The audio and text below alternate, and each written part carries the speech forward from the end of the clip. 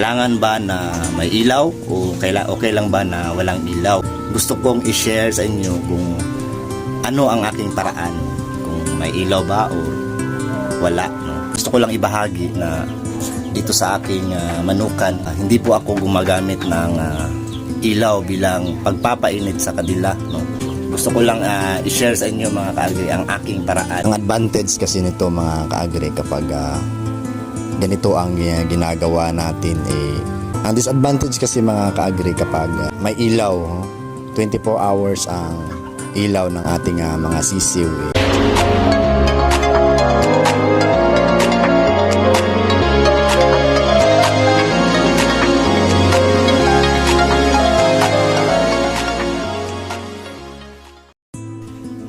Hello, magandang araw, magandang gabi, magandang hapon sa inyong lahat mga kaagri. Depende na lang yon kung anong oras ninyo pinapanood ang video na ito. So, ang nasa likuran ko ay ang aking mga alagang buff Orpington. Ayan.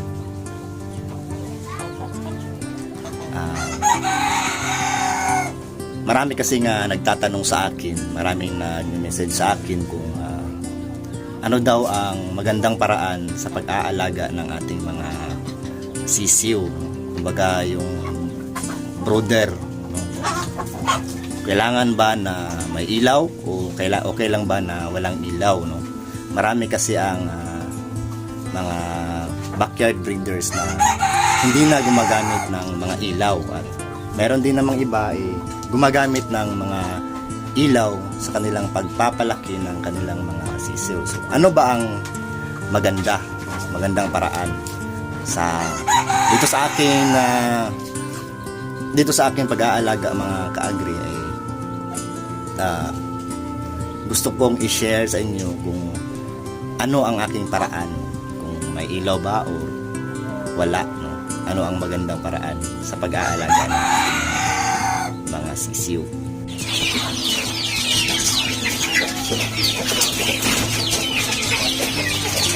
Ito yung mga Rhode Island Red na inaalagaan ko ngayon.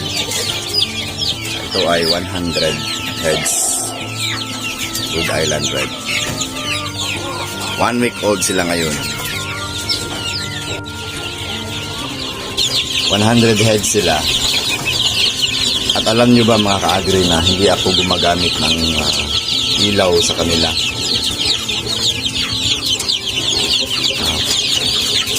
May iba akong paraan na ginagamit para hindi na ako gumagamit ng ilaw para sa kanila.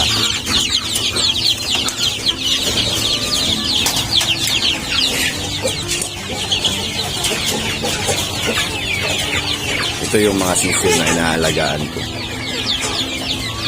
Wala nang gamit na ilaw.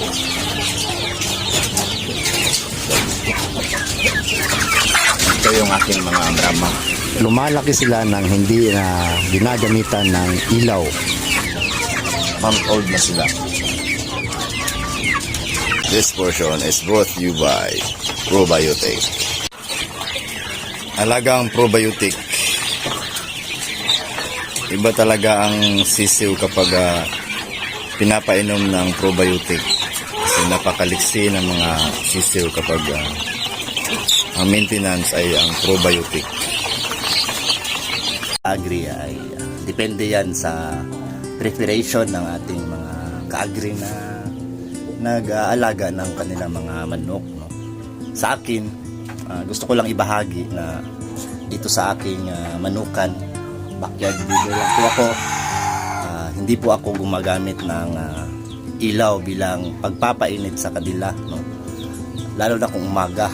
Dahil dito sa aming lugar medyo mainit siya, so hindi na kailangan ng ilaw.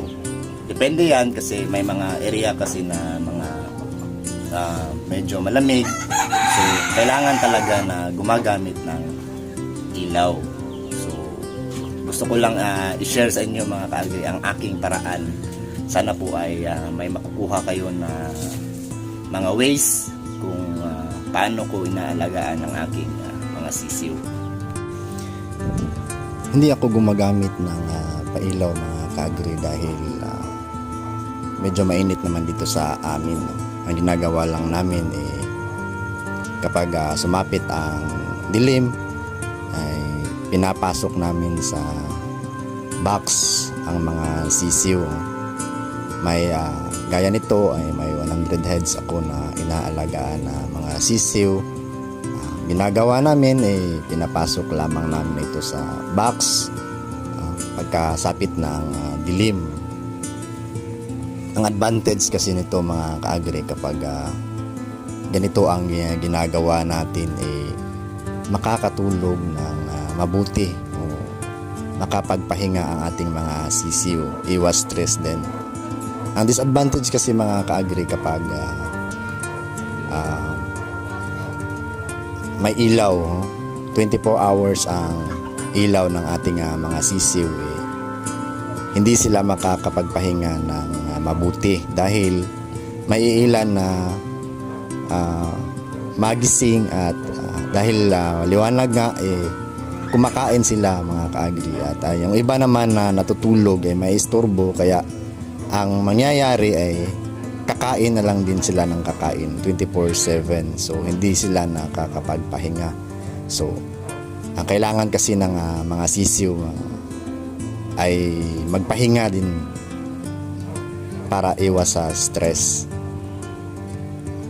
Kailangan kasi nilang ng pahinga mga kaagri ang ating mga sisiw. Yan ang disadvantage kapag may ilaw. Yun nga, hindi sila nakakapagpahinga. 24/7 sila. Ang ginagawa nila ay kumakain.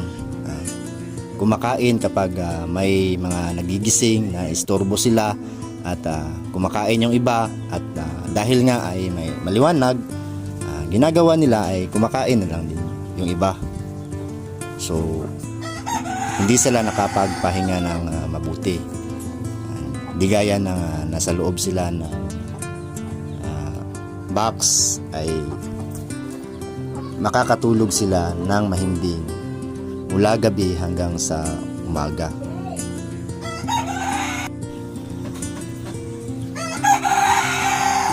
Isa pang advantage dito mga kaagri kapag ganito ang ating paraan ng ating pag-aalaga ng ating mga de-old na mga sisiw, tipid din tayo sa mga feeds nila. Nakakatipid tayo sa feeds nila mga kaagri dahil nga hindi sila kumakain kapag gabi.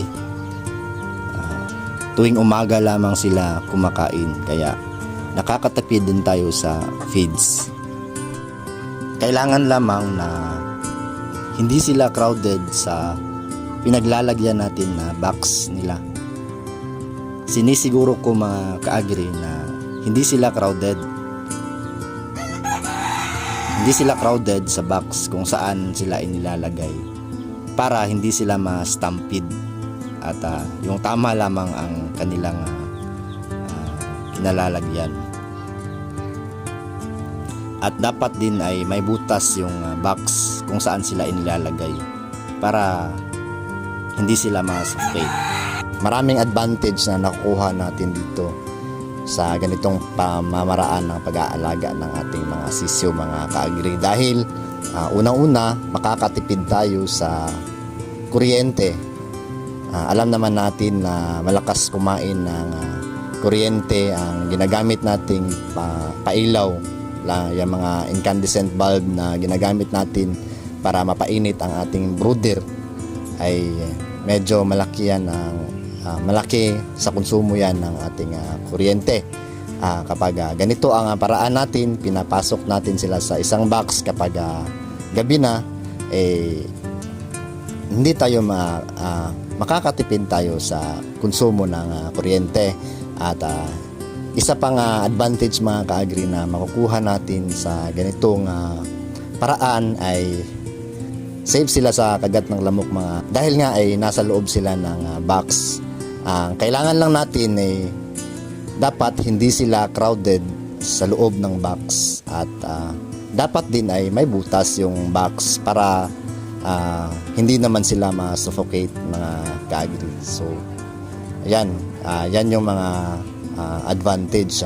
Isa pang advantage mga kaagri nakakapagpahinga sila ng mahimbing mula gabi hanggang umaga.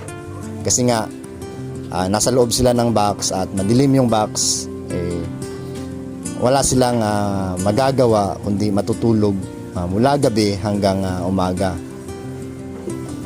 Unlike sa may ilaw, palagi lamang silang nadidisturbo sa kanilang mga kasama, lalo na't kapag may mga ibang sisiw na nagigising, kumakain. Ang ginagawa ng iba, imbis na matulog, kumakain na din sila. Kaya yan ang disadvantage ng mga sisiw na inaalagaan natin kapag maliwanag ang kanilang paligid, lalo na kung gabi. Yan po ang aking mga paraan, mga ka-agri, sa aking pag-aalaga ng aking mga sisiw. Sana po ay may nakukuha kayong pamamaraan, no, na makakatulong sa inyo din na pag-aalaga ng inyong mga sisiw. Sana po ay nakatulong itong video na ito, kahit kaunting kaalaman, mga ka-agri, na makukuha ninyo sa content na ginawa ko na ito. Sana po ay makatulong ito sa inyong pag-aalaga. Happy farming po. Maraming salamat sa inyong pag-suporta at panonood ng aking mga video. Sana po nasa mabuti kayong kalagayan. God bless po.